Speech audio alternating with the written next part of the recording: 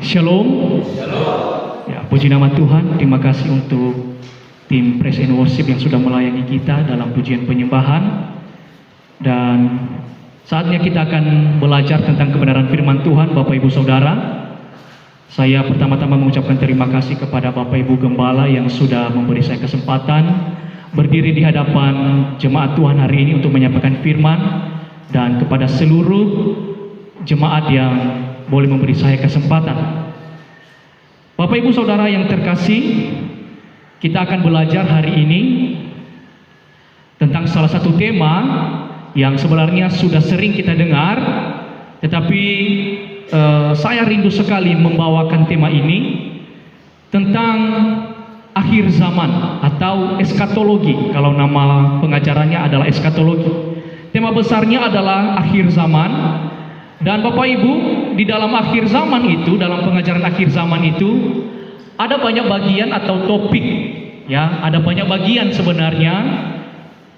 Oleh sebab itu, karena banyak, jadi saya tidak membahas semua topik dalam satu tema itu, tetapi saya angkat satu sub kecilnya, satu sub temanya, yaitu tentang rapture, atau kalau diterjemahkan dalam Alkitab bahasa Indonesia itu tentang pengangkatan.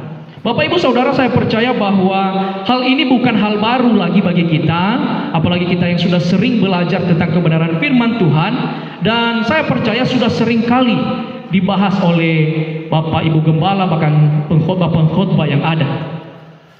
Untuk mengawali firman Tuhan hari ini, mari kita buka Alkitab kita di dalam 1 Tesalonika pasal 4 ayat 16 dan 17. 1 Tesalonika pasal 4 ayat 16 dan 17 sudah saya tuliskan juga di LCD. Saya undang Bapak Ibu Saudara untuk bangkit berdiri. Mari kita akan baca dua ayat firman Tuhan yang menjadi dasar perenungan kita hari ini di dalam 1 Tesalonika 4 ayat 16 dan 17. Kita baca bersama-sama dua ayat ini dalam hitungan ketiga. 1, 2, 3. Sebab pada waktu tanda diberi, yaitu pada waktu penghulu malaikat berseru dan sangkakala Allah berbunyi, maka Tuhan sendiri akan turun dari sorga, dan mereka yang mati dalam Kristus akan lebih dahulu bangkit. Sesudah itu kita yang hidup yang masih tinggal akan diangkat bersama-sama dengan mereka dalam awan menyongsong Tuhan di angkasa. Demikianlah kita akan selama-lamanya bersama-sama dengan Tuhan. Amin. Silakan duduk Bapak Ibu Saudara. Saudara yang terkasih dalam nama Tuhan Yesus, saya awali dengan tujuan kita merenungi firman ini. Di situ saya tuliskan bahwa tujuan khotbah hari ini supaya jemaat Tuhan mengerti dan memahami bahwa pengajaran tentang akhir zaman perlu dipelajari, supaya jemaat mengetahui hal-hal yang terjadi di zaman akhir ini, atau sering disebut sebagai perkara-perkara yang akan datang. Salah satunya adalah tentang pengangkatan yang hari ini kita belajar Bapak Ibu Saudara. Sebab eskatologi atau pengajaran akhir zaman merupakan faktor yang sangat penting dan kuat di dalam membentuk kepribadian, kelakuan, bahkan hati nurani umat Allah untuk melakukan setiap kewajibannya terhadap Allah dan kepada manusia. Bapak Ibu, sederhananya begini, kita belajar tentang perkara akhir zaman bukan untuk sekedar menakut-nakuti kita bahwa akan ada perkara-perkara yang akan datang yang mungkin belum pernah dilihat oleh mata dahsyatnya luar biasanya. Tetapi ini kita pelajari supaya kita semakin tahu bahwa Tuhan itu adalah yang berkuasa atas segala ciptaannya. Dan kita boleh mempersiapkan diri, dan ini pun dapat menolong kita untuk membentuk kepribadian kita sebagai orang percaya, sehingga kita tahu apa yang menjadi kewajiban kita sebagai ciptaan Tuhan, baik terhadap Allah sang pencipta kita maupun kepada manusia sesama ciptaan. Nah, kita masuk dalam pembelajaran hari ini Bapak Ibu. Di situ saya kasih judul, yaitu kedatangan Tuhan. Nah, Bapak Ibu Saudara yang terkasih, Pengangkatan atau rapture ini Bapak Ibu sering juga disebut sebagai kedatangan Tuhan Yesus Kristus. Nah, namun secara makna dan peristiwa yang akan terjadi, kedatangan Tuhan Yesus itu dibedakan menjadi dua Bapak Ibu. Ya, secara makna dan peristiwa. Ternyata yang namanya kedatangan Tuhan Yesus itu dibedakan jadi dua. Yang pertama adalah kedatangan Tuhan untuk para salehnya. Kalau di dalam bahasa Yunani istilah ini disebut sebagai parousia atau rapture yang diterjemahkan dalam bahasa Inggris. Artinya Bapak Ibu, ini yang sudah kita baca tadi di dalam 1 Tesalonika 4 ayat 16 dan 17. Kedatangan Tuhan yang dibedakan yang menjadi poin pertama adalah ketika nanti dia turun, dia menampakkan diri di awan-awan, dia menjemput para salehnya. Dia menjemput orang-orang yang mati dalam Kristus. Bahkan tadi di ayat 17 dikatakan bahwa kita pun yang masih diizinkan Tuhan hidup sampai kedatangannya di atas awan, kita juga akan diubahkan dan diangkat. Nah, ini adalah pembedaan yang pertama tentang kedatangan Tuhan, ya, tentang pengangkatan yang kita pelajari hari ini. Yang kedua, kedatangan Tuhan yang kedua kali.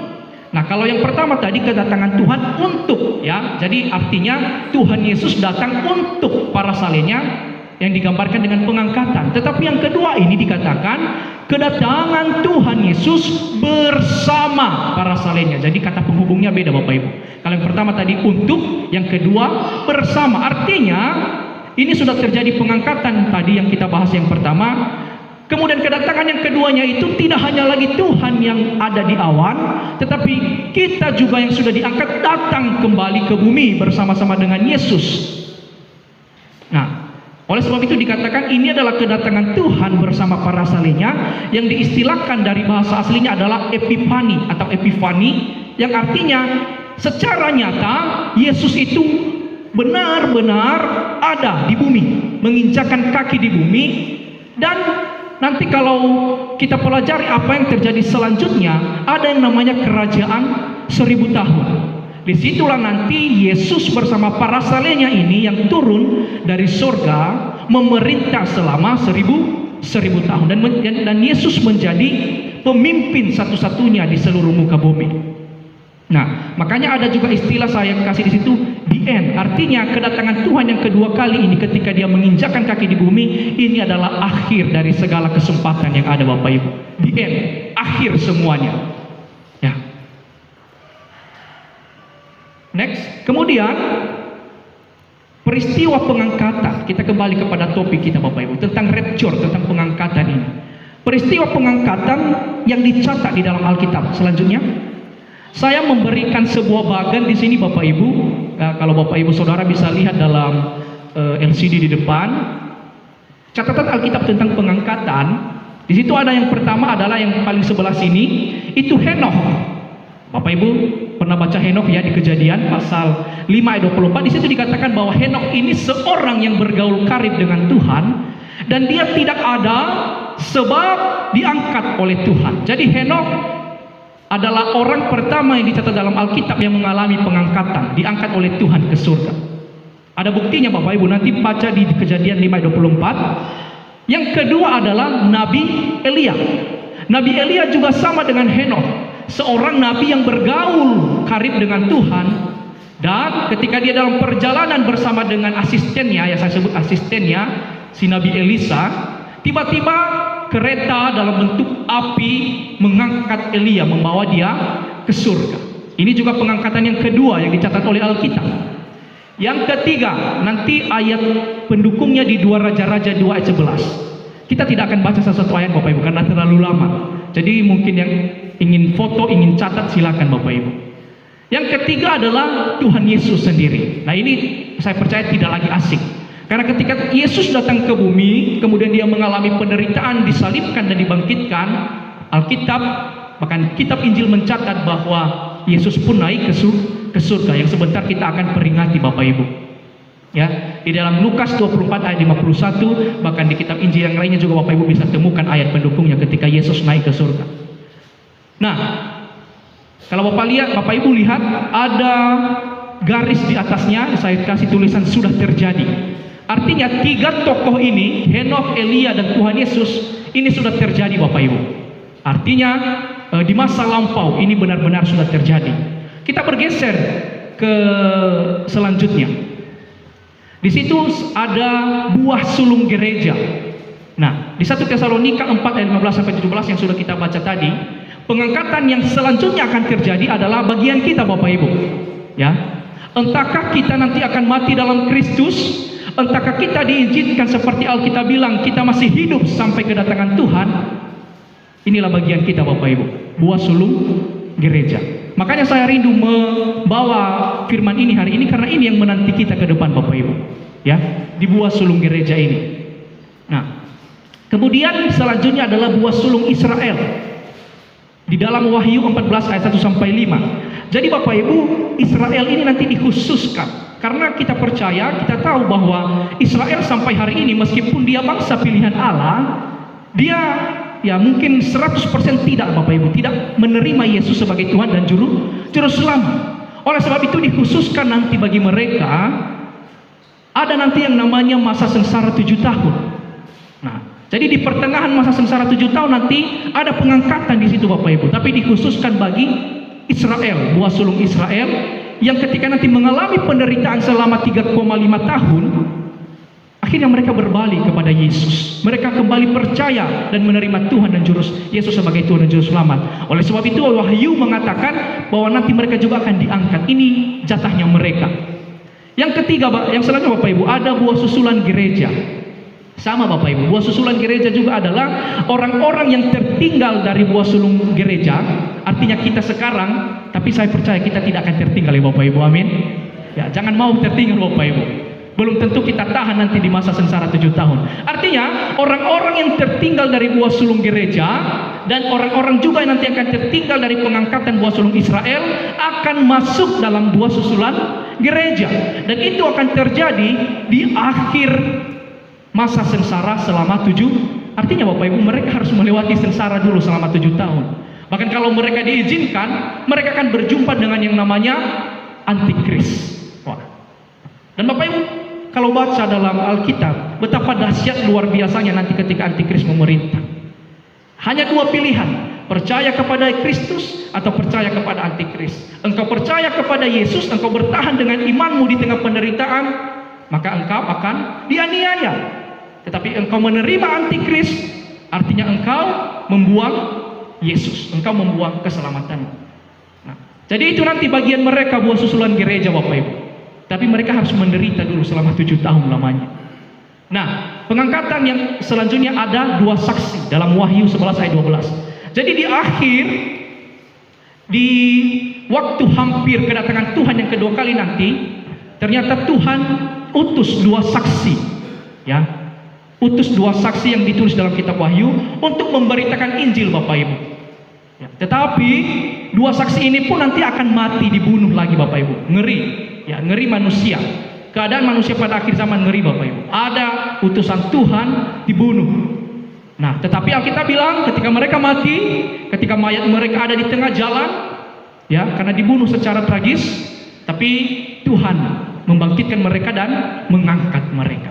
Jadi ini adalah 4 ini, buah sulung gereja, buah sulung Israel, buah susulan gereja, dan 2 saksi adalah pengangkatan yang akan terjadi. Artinya belum terjadi. Ini yang akan terjadi ke depan. Nah, saya kasih catatan kecil Bapak Ibu. Henokh dan Elia diangkat tanpa melalui kematian.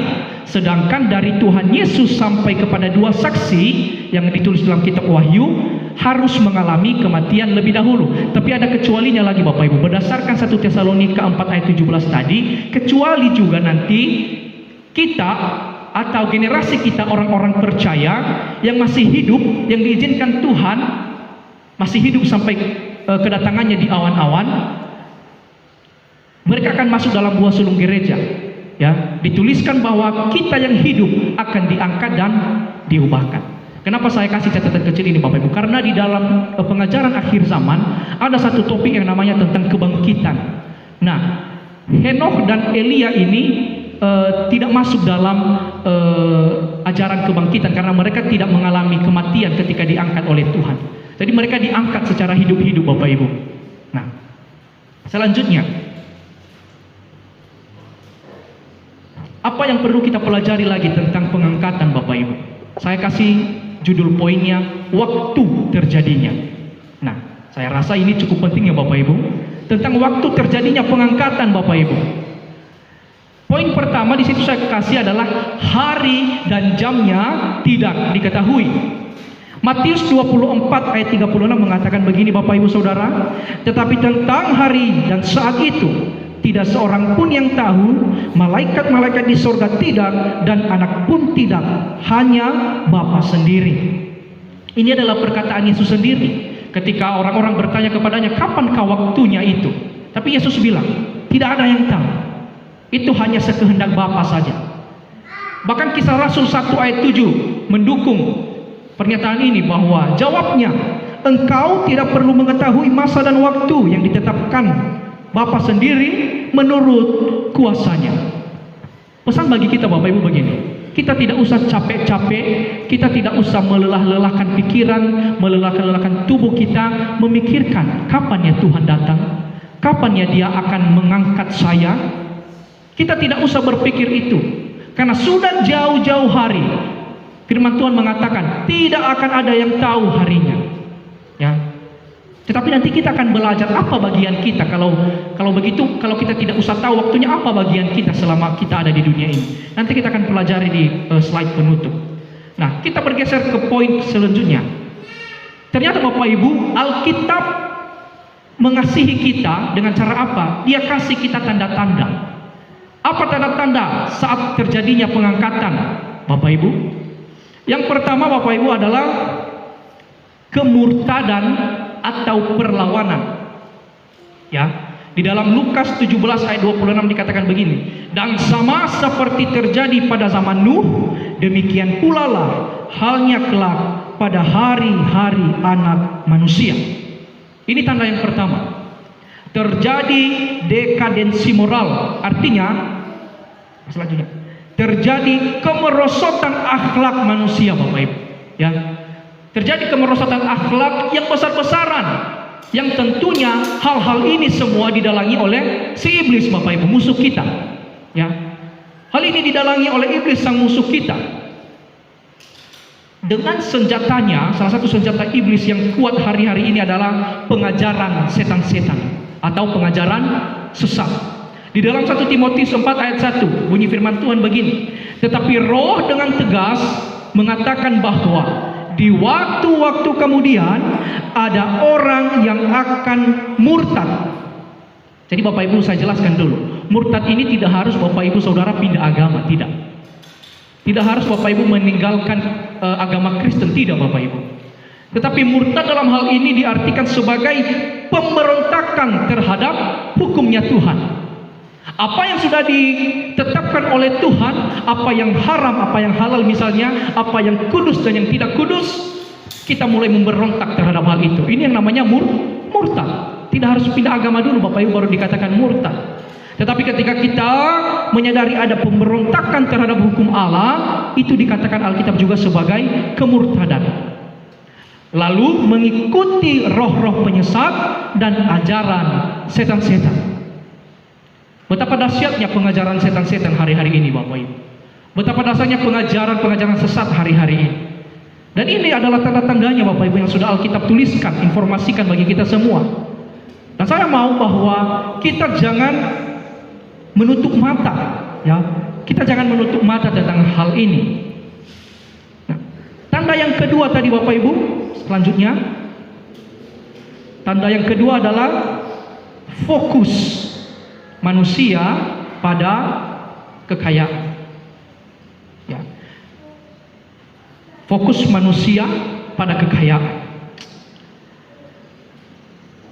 Di dalam Yakobus pasal 5 ayat 1 dan beberapa ayat di bawahnya ada teguran khusus di situ Bapak Ibu, ya. Kenapa? Karena teguran khusus ini diberikan karena cara mengumpulkan harta yang tidak benar. Apalagi berikut ini, apalagi yang saya cantumkan di atas ini Bapak Ibu, Yakobus 5 ayat 3. Emas dan perakmu sudah berkarat dan karatnya akan menjadi kesaksian terhadap kamu dan akan memakan dagingmu seperti api. Lihat kalimat yang sudah saya highlight ini. Kamu telah mengumpulkan harta pada hari-hari yang sedang berakhir.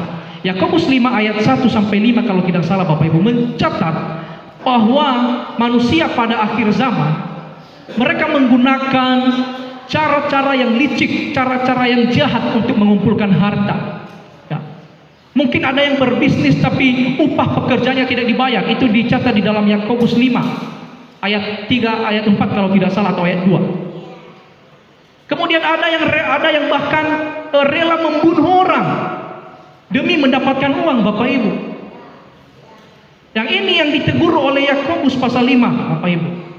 Fokus manusia pada hari-hari terakhir adalah pada kekayaan. Bahkan cara mencari uang, cara memenuhi kekayaan pun dilakukan dengan cara-cara yang tidak benar.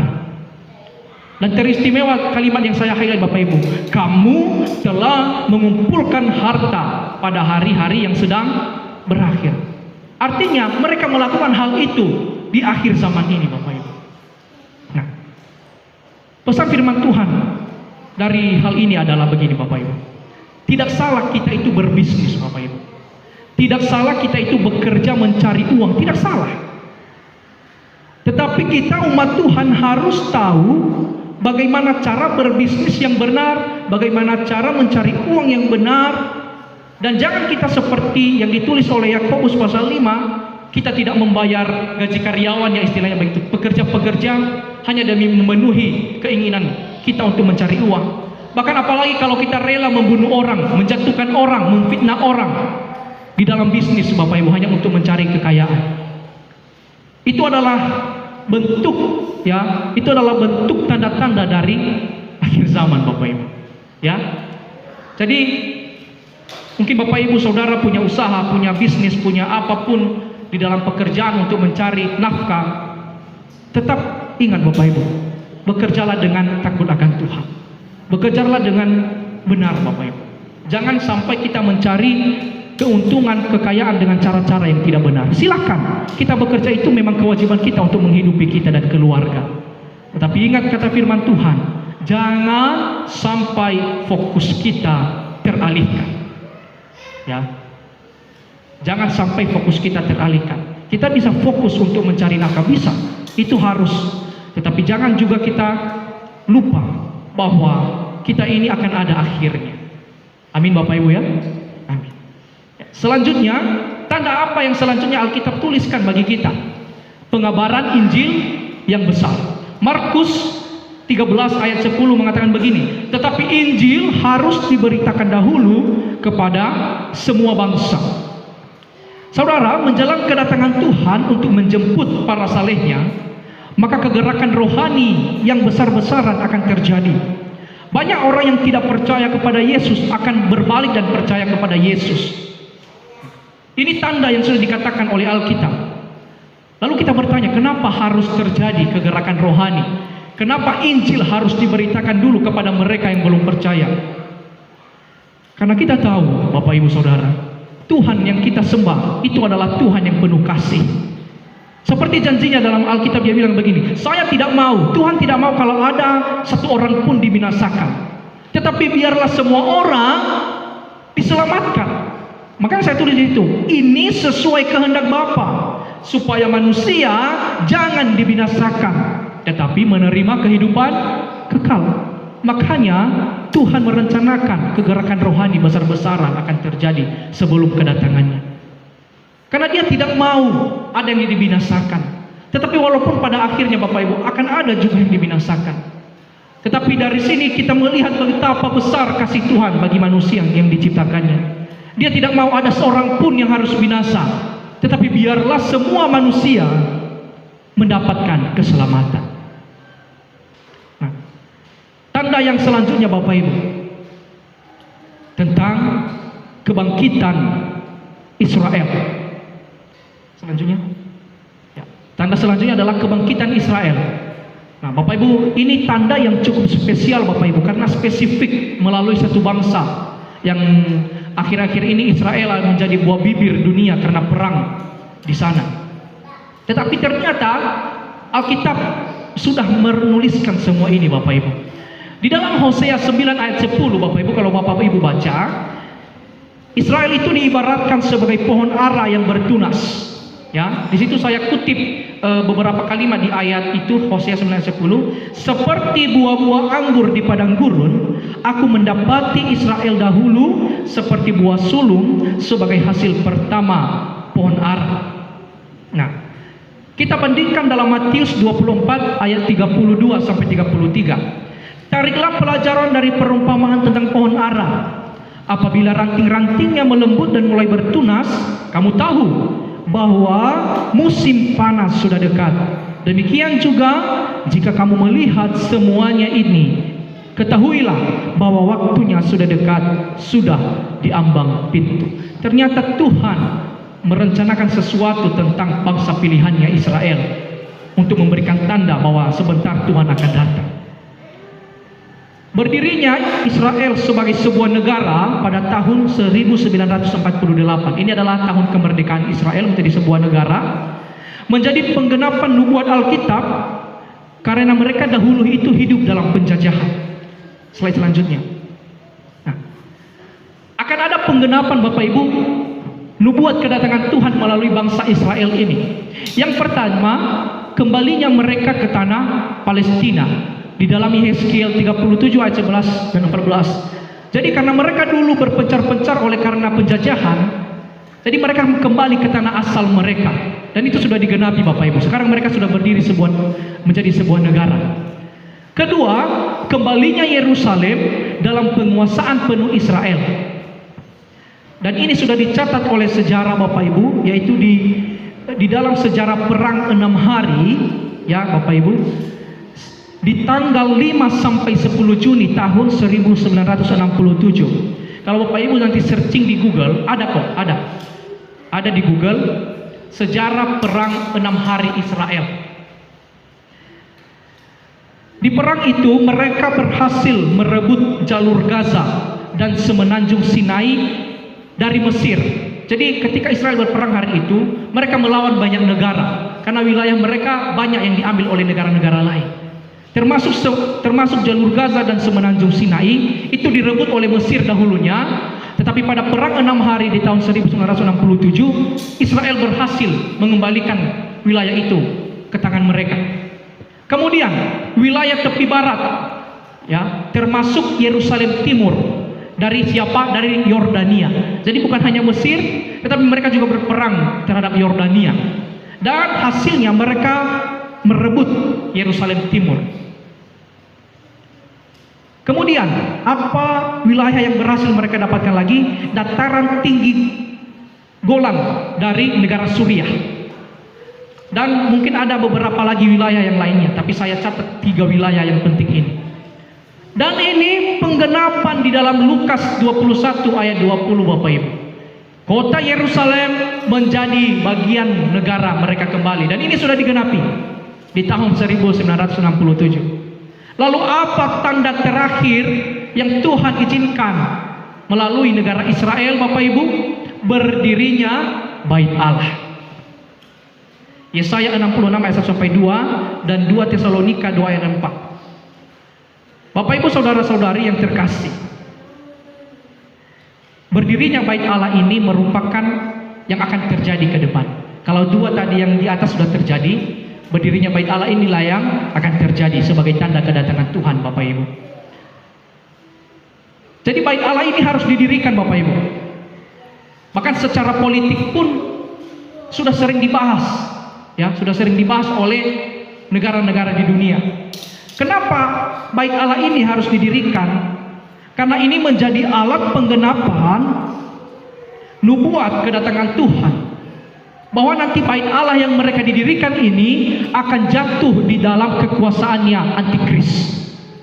Artinya di dalam Bait Allah nanti yang mereka dirikan, di situ antikris akan menyatakan dirinya sebagai Allah, dan disitulah mulai masa penganiayaan besar yang saya bilang di awal tadi, selama 3,5 tahun ditambah 3,5 tahun yaitu 7 tahun. Nah, jadi ini akan terjadi ke depan Bapak Ibu.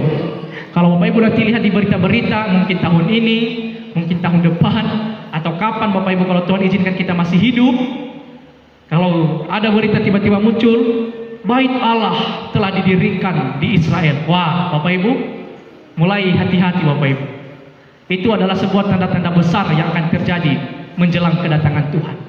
Ya, tentang berdirinya Bait Allah di Israel. Selanjutnya Bapak Ibu, kita sudahi dulu tentang tanda-tandanya Bapak Ibu. Ya, cuma 2 poin tadi. Yang pertama tadi waktu dan hari tidak ada yang tahu. Kemudian ada tanda-tanda saat terjadinya, ada 4 tadi yang saya bikin dalam subpoinnya. Kemudian kita belajar pendapat tentang pengangkatan gereja. Ya, ternyata tentang pengangkatan gereja yang akan terjadi ke depan ini muncul beberapa pendapat Bapak Ibu. Yang pertama, pre-tribulation. Artinya pendapat yang mempercayai bahwa pengangkatan gereja terjadi sebelum masa tribulation atau masa sengsara 7 tahun. Ada pendapat mengatakan bahwa nanti kita, orang-orang yang mati dalam Kristus, bahkan yang diizinkan Tuhan, yang masih memegang imannya kepada Kristus, akan diangkat sebelum masa sengsara 7 tahun. Tetapi ada pendapat yang kedua, mid tribulation, artinya pendapat yang mempercayai bahwa pengangkatan gereja terjadi di pertengahan masa tribulation, di masa sengsara 7 tahun. Artinya di tengah-tengah 7 tahun itu nanti di situ Tuhan akan angkat kita. Itu pendapat yang kedua. Ya. Yang ketiga, post tribulation, pendapat yang mempercayai bahwa gereja itu harus mengalami terlebih dahulu sengsara 7 tahun baru akan diangkat oleh Tuhan.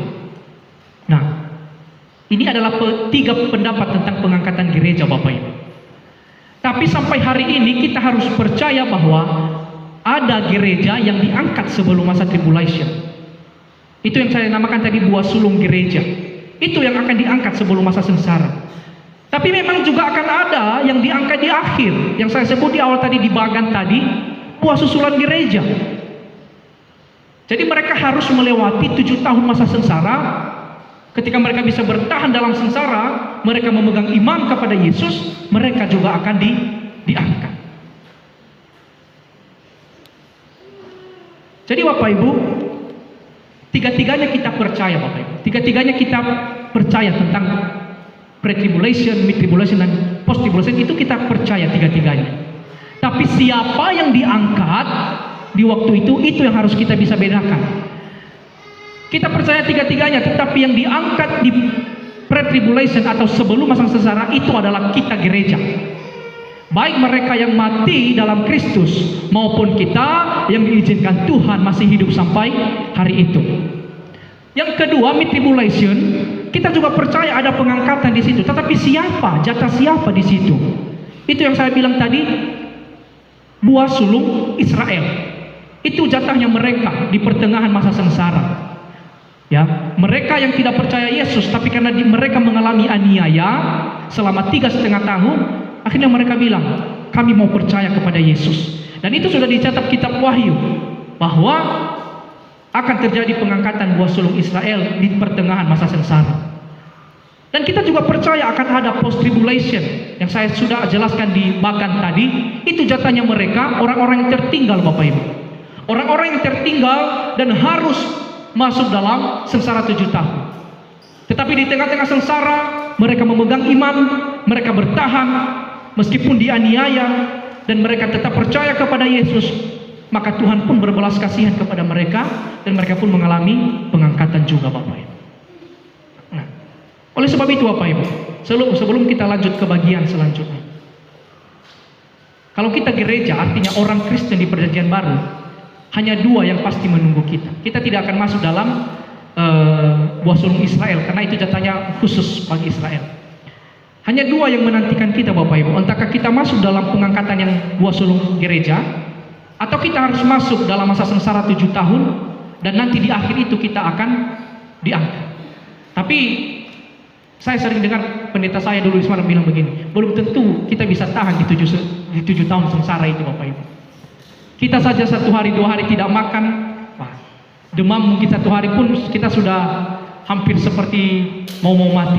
Makanya pendeta saya sering dulu kalau bawa khotbah ini bilang, belum tentu Bapak Ibu kalian bilang saya tobatnya nanti sajalah di masa sengsara.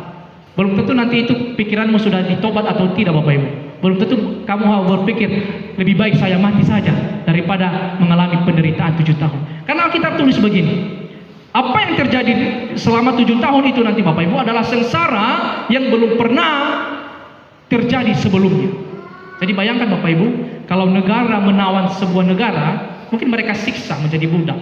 Tapi Alkitab bilang penderitaan di masa 7 tahun itu adalah penderitaan yang belum pernah terjadi sebelumnya. Tapi saya tidak bisa kasih pemahaman ke Bapak Ibu apa sih yang akan terjadi, karena itu adalah misteri Bapak Ibu. Apa yang akan dilakukan oleh antikris nanti di situ misteri Bapak Ibu. Tetapi yang kita percaya, kita harus persiapkan, janganlah kita rindu masuk dalam masa sengsara Bapak Ibu. Ya, oke, kita ke slide selanjutnya. Coba yang selanjutnya. Oh, tidak nampak, artinya tadi yang selanjutnya ini. Yang pertama tadi bagian. Oke. Di sini saya berikan satu bagan buat kita untuk memvisualisasi tentang hal-hal yang akan terjadi ini. Bapak Ibu lihat di tanda salib itu tanda simbol ketika Yesus ada di bumi 2000 tahun yang lalu, menjalankan misi penyelamatannya sampai dia naik ke sorga. Setelah Yesus naik ke sorga, kemudian para rasul menginjil. Ada lengkungan besar yang pertama, di dalamnya ada tertulis zaman gereja. Itulah kita sampai hari ini. Sampai hari ini itulah kita.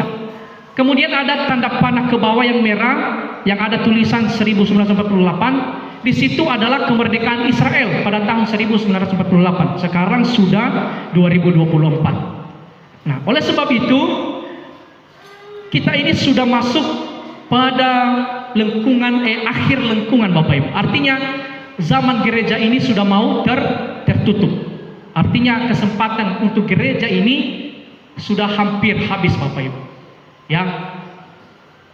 Kemudian di pertengahan lengkungan pertama dengan lengkungan yang biru di tengah, di situ ada JAS yang saya sebut tadi buah sulung gereja, tapi di sini dituliskan JAS, Jemaat Anak Sulung. Nah, karena kita percayanya tadi bahwa gereja diangkat sebelum masa 7 tahun, maka di situ ada tanda panah Bapak Ibu. Sebelum 7 tahun itu gereja sudah diangkat. Karena apa? Karena Tuhan tidak mau juga kita harus masuk dalam penderitaan Bapak Ibu selama 7 tahun. Ya. Oleh sebab itu hari ini selama kita masih di dunia, kita persiapkan benar-benar supaya kita jangan masuk dalam masa sengsara 7 tahun. Nah, yang kemudian di JS itu jemaat susulan yang ada tanda panah titik-titik putus-putus itu bagian mereka tadi yang saya bilang buah susulan gereja. Tapi ada satu yang kurang di sini, tidak ada jemaat sulung Israel, buah sulung Israel. Kalau di slide selanjutnya tadi ada Bapak Ibu, tapi kenapa tidak terbaca di laptop? Nah, kemudian barulah kedatangan Tuhan yang kedua kali. Di tanda merah, garis panah merah ke bawah, pas di pertengahan hari Tuhan dan masa sengsara 7 tahun. Disitulah Tuhan akan datang kedua kali menginjakkan kaki di bumi bersama para salehnya. Dan apa yang akan terjadi ketika Tuhan datang kedua kali? Akan ada peristiwa pertama yang terjadi adalah perang Armageddon. Perang Armageddon adalah perang antara Kristus dengan para salehnya melawan antikris dan para pengikutnya. Jadi Bapak Ibu, saya mau singgung sebentar. Kenapa antikris ini nanti punya pengikut Bapak Ibu? Karena kalau kita pelajari nanti tentang doktrin antikris, kerjaannya selama di bumi selama 3,5 tahun adalah dia mengelilingi dunia, dia menawarkan yang namanya agenda kedamaian. Dia bilang begini, dunia ini harus damai, tetapi itu hanya agenda mukanya saja. Tetapi di baliknya ada agenda untuk menyesatkan orang. Nah, ada agenda kedamaian. Nah, karena dia rasa nanti agenda kedamaian tidak bisa, karena ada beberapa negara-negara yang tidak mau tertipu dengan agenda ini, dia pakailah agenda yang namanya nanti kekerasan. Nah, jadi itu kerjaannya selama 3,5 tahun nanti Bapak Ibu. Dia mengelilingi dunia untuk mencari siapa yang bisa dia bawa menjadi pengikutnya, dan pengikutnya inilah bersama pimpinannya antikris inilah yang akan berperang dengan Tuhan dan para salehnya. Setelah nanti kedatangan Tuhan Yesus kedua kali menginjakkan kaki di bumi, terjadilah yang namanya perang Armageddon selama 1 hari. Ada nanti ayat pendukungnya di kitab Wahyu Bapak Ibu. ada perang satu hari namanya perang Armageddon. Perang antara antikris bersama pengikutnya dan melawan Yesus bersama para salehnya. Ya, termasuk kita Bapak Ibu yang diangkat nanti. Nah, setelah terjadi itu barulah namanya hari Tuhan, kerajaan 1000 tahun. Itu beda lagi dogmanya Bapak Ibu. Ada satu lagi pengajaran tapi kita tidak usah panjang lebar tentang itu. Nah, di sini ada bagan kecil Bapak Ibu untuk menjelaskan bagan biru yang kecil itu yang 7 tahun. Jadi setelah tadi jemaat anak sulung diangkat, terjadi Babylon agama. Jadi mulai terjadi penyatuan Bapak Ibu. Jadi termasuk agama nanti mulai disatukan, tapi agama yang sudah tidak benar Bapak Ibu. Makanya ada ditulis Babylon agama. Ya. Kemudian masuk di lengkungan pertama. Jadi 7 tahun ini dibagi dua Bapak Ibu. 3,5 dan 3,5 tahun.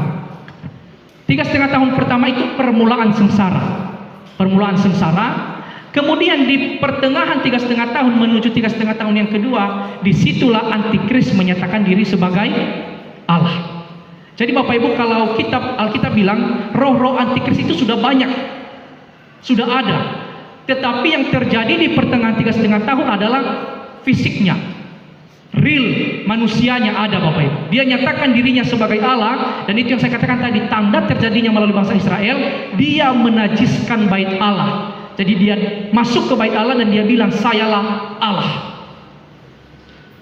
Di pertengahan 3,5 tahun dan 3,5 tahun kedua, disitulah dia menyatakan diri sebagai Allah. Makanya 3,5 tahun kedua dikatakan sebagai sengsara besar, karena antikris sudah mulai bekerja.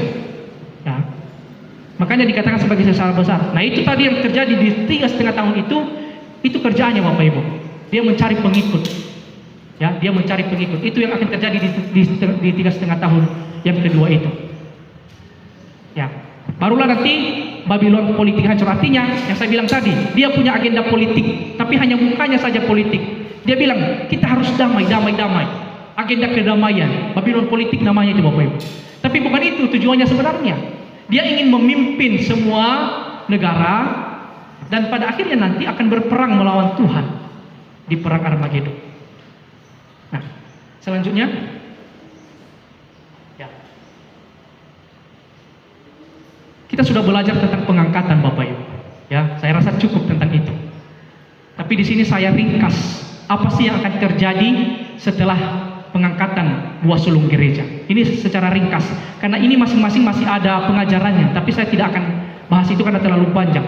Yang pertama tadi yaitu masa sengsara 7 tahun, disusul dengan kedatangan antikris, penyataan diri antikris sebagai Allah di pertengahan 7 tahun. Yang ketiga, terjadilah kedatangan Tuhan yang kedua kali, yang disebut sebagai Epifani, artinya kedatangan Tuhan secara benar-benar nyata di bumi. Yang keempat, perang Armageddon, yang saya sebut tadi, peperangan antara antikris dan pengikutnya bersama Kristus dengan para salehnya. Yang kelima adalah kerajaan 1000 tahun. Nah, yang penutup, ya mungkin penutup ya, pengadilan takhta putih. Disitulah nanti yang kita dengar selama ini, pengadilan semua manusia di hadapan takhta Allah. Jadi yang hidup bersama Tuhan akan mendapat mahkotanya, tetapi yang hidup bahkan yang mati tidak dalam Kristus akan mengalami penghakiman dan mereka punya akhir sendiri juga Bapak Ibu. Selanjutnya, penutup Bapak Ibu. Kita harus percaya bahwa semua yang difirmankan oleh Allah dalam Alkitab adalah ya dan amin. Semua akan digenapi Bapak Ibu.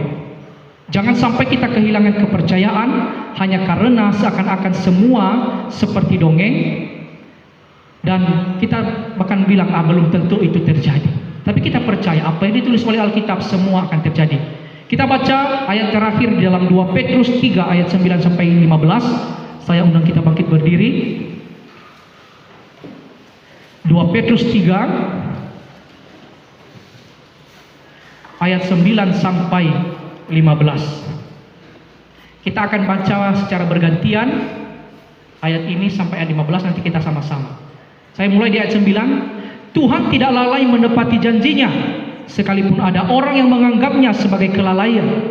Tetapi ia sabar terhadap kamu, karena ia menghendaki supaya jangan ada yang binasa, melainkan supaya semua orang berbalik dan bertobat. Tuhan akan tiba seperti pencuri. Pada hari itu langit akan lenyap dengan gemuruh yang dahsyat, dan unsur-unsur dunia akan hangus dalam nyala api, dan bumi dan segala yang ada di atasnya akan hilang lenyap. Jadi jika segala sesuatu ini akan hancur secara demikian, betapa suci dan salehnya kamu harus hidup. Yaitu kamu yang menantikan dan mempercepat kedatangan hari Allah.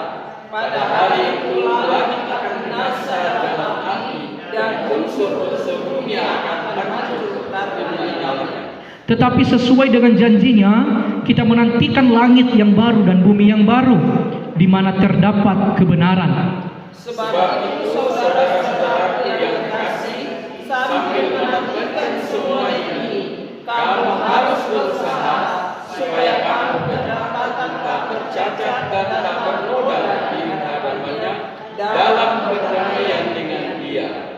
Sama-sama, anggaplah kesabaran Tuhan kita sebagai kesempatan bagimu untuk beroleh selamat, seperti juga Paulus, saudara kita yang kekasih, telah menulis kepadamu menurut hikmat yang dikaruniakan kepadanya. Amin.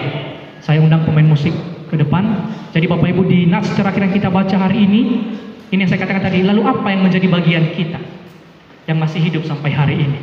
Ayat 11 mengatakan, jika segala sesuatu ini akan hancur, secara demikian bagian kita yang pertama adalah betapa suci dan salehnya kita harus hidup. Apa bagian kita yang kedua? Ayat 14 menjelaskan, saudara-saudaraku yang kekasih, sambil menantikan semuanya ini, kamu harus berusaha supaya kamu kedapatan tak bercacat dan tak bernoda di hadapannya dalam pendamaian dengan Dia. Ini yang menjadi bagian kita yang masih hidup hari ini. Jangan ada pikiran semua yang ditulis Alkitab ini adalah dongeng. Termasuk yang kita belajar hari ini tentang pengangkatan adalah dongeng. Bukan dongeng Bapak Ibu. Semua sudah ada dalam waktunya Tuhan, dan semua akan terjadi. Oleh sebab itu, bagian kita kerjakan dengan baik, dan kita mau nyatakan sampai akhirnya Tuhan, kami akan setia.